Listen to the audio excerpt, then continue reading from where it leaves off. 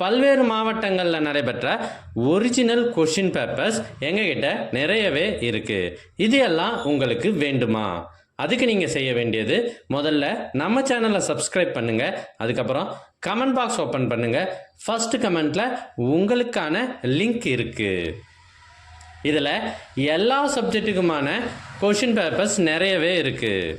தேர்வுகளில் அதிக மதிப்பெண் பெற்று வெற்றி பெற வாழ்த்துக்கள்.